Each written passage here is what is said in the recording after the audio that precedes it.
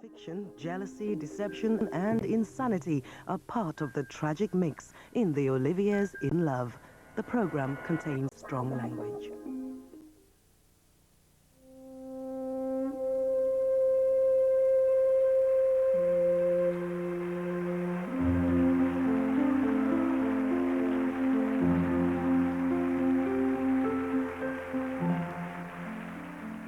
She always had a photo of Larry by her bed.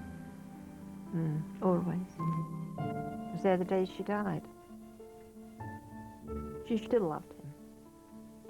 Still loved him.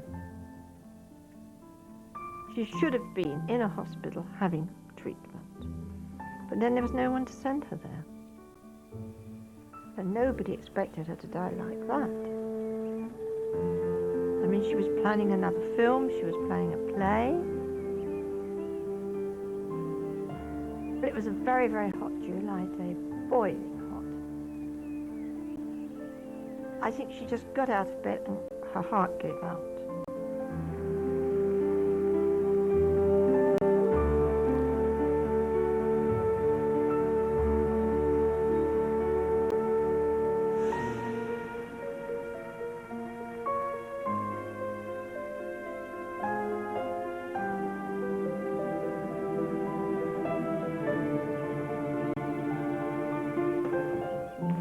During their 30-year relationship, Laurence Olivier and Vivien Leigh seemed blessed by the gods. Talented, glamorous, and propelled by love, they became the most successful actors of their generation. But the passion of their relationship was matched by a rivalry which would destroy Vivien Leigh and allow Laurence Olivier to become the greatest actor of the age. I felt the feeling I'd never felt before, this complete confidence. I felt, if you like, which is necessary for an actor to feel finally, I felt a little power of hypnotism.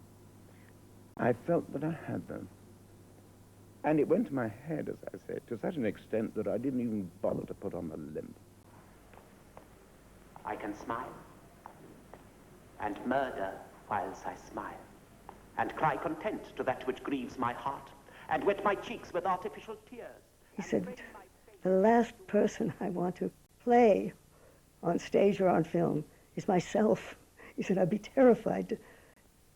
The phony nose, the this, the that, the hump, take all of the characteristics away and just be myself. He said, I think it'd frighten me. Vivien was an enormously brave person. Here was somebody who was blessed and abandoned by the gods, and that to read her story was to be inspired with pity and terror. Because, you know, hers was the story of somebody, not of somebody breaking down, but of somebody standing up and fighting back. Lies! Lies inside and out! All lies! Never inside! I never lied in my heart. I think she loved him more than he loved her.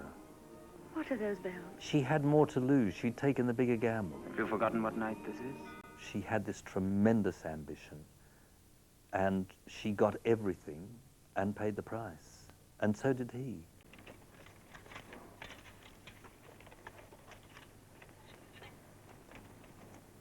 What is this castle called that stands hard by? We call it Agincourt.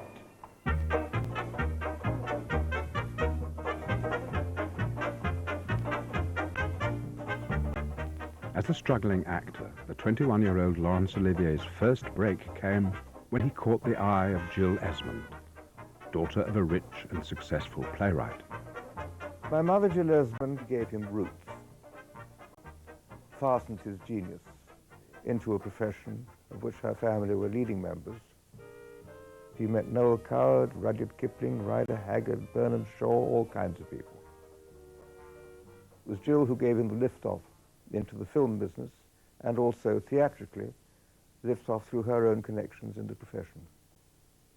Jill Esmond had met Olivier, a boy from the suburbs, backstage during a West End production, and it was her name, not his, that headed the Times newspaper's piece on their wedding day.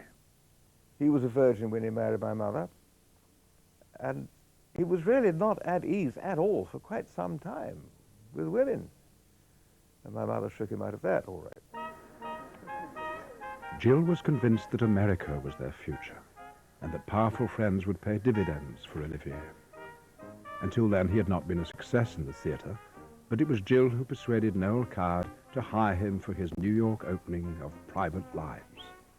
She signed his contracts and negotiated his fees. Noel Coward gave me 2 tickets for Private Lives. And I went backstage and he said, what did you think of the young actor? I said, oh, I thought he was very good, madly good looking. And he said, yes, I think he's all that. He said, you know, within 25 years, he's going to be the greatest actor in the world. The baby-faced Olivier proved a Broadway hit, but Jill's ambitions were bigger. She and Noel Coward took Olivier in hand, clipping his eyebrows, straightening his teeth and adding caddish facial hair. In 1931, the Oliviers appeared together in their first film, Hollywood's Funny Business. I've never seen you look so handsome as you do tonight. Oh, my precious. Sardine. Oh, thank you. Tonight is the most wonderful I've ever known. She was a much better actor than he was at that stage. On screen, you could see her acting him off the screen.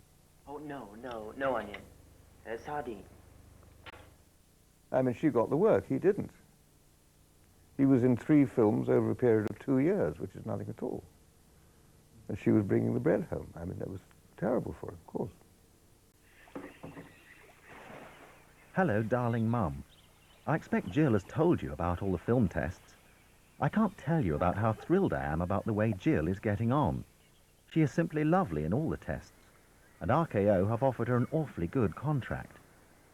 Unfortunately, my tests haven't worked out so well. RKO seem to think I am the 8th wonder. They offered £175 a week. Not bad. Larry is a little depressed. In June 1932, Olivier decided he and Jill should leave California for England. He disliked Jill's burgeoning career and forced her to turn down her major break in the film Bill of Divorcement. The chance of stardom went instead to the unknown Katharine Hepburn. He's totally jealous of anyone's success. He was consumed with ambition. He was very aware of how brilliant he was, and nothing was going to get in his way. Very aware of the effect he was having on the world around him. Completely sensitive to that. Like an animal, you know, scenting the air for danger, for rivals, for competition. Having failed in Hollywood, Olivier focused energetically on theatre back home. He and John Gielgud played alternate nights as Romeo. Olivier pioneered a daringly original technique. Instead of just declaiming his lines in the traditional manner, his Romeo seduced the audience with pure physical charisma. When I was playing Romeo, I was carrying a torch. I was trying to sell realism in Shakespeare. I believed in it with my whole soul. And I believed that Johnny was not doing that enough. He was just the most beautiful, wonderful thing you'd ever seen. Of course, if you'd been Juliet, you'd have been mad about him. It was a beautiful production, absolutely lovely, with beautiful music. But it was he I remembered. Her balcony was supported by pillars, and he held one of the pillars as if it were she, so that you believed it, you believed every word. There were 2 schools. There was Sir John Gielgud, a great classic actor, who had a beautiful voice, and there was Larry, who was real. You could feel the theatre sort of shiver, and it went on like that the whole evening. Romeo confirmed to Olivier that he had a unique gift, the looks of a matinee idol combined with a visceral feeling for the English classics. He was very handsome, deeply sexy. He moved like a cat. his hips rolled as he walked.